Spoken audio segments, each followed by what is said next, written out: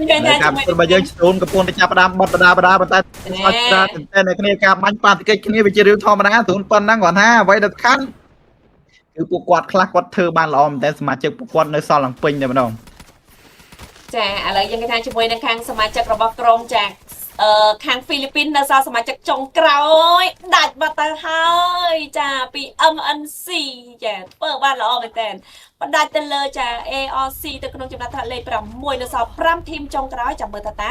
ចាក្រុមមួយណាដែលទទួលបានប៊ូយ៉ានៅក្នុងហ្គេមទី1នេះខណៈដែល Flamingo អត់ទាន់មានការដាច់សមាជិកនៅឡើយទេ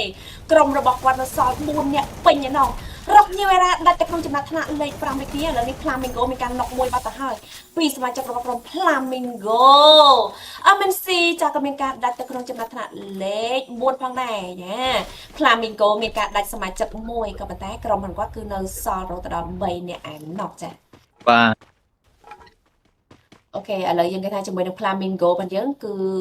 អ្វីតែដាច់ម្នាក់ប៉ុន្តែឃើញថា kill របស់គាត់គឺច្រើនណាស់ណាបងចា kill ច្រើនមែនតើយ៉ា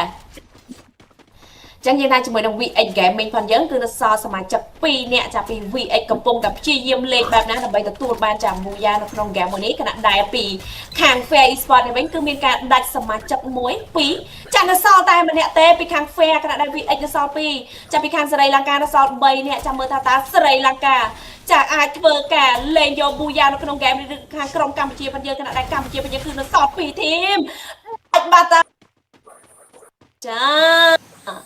ប៊ូយ៉ានៅក្នុងហ្គេមទី1នេះគឺបានទៅលើក្រុមដែលមកពីប្រទេសស្រីលង្កាគឺក្រុម Flamingo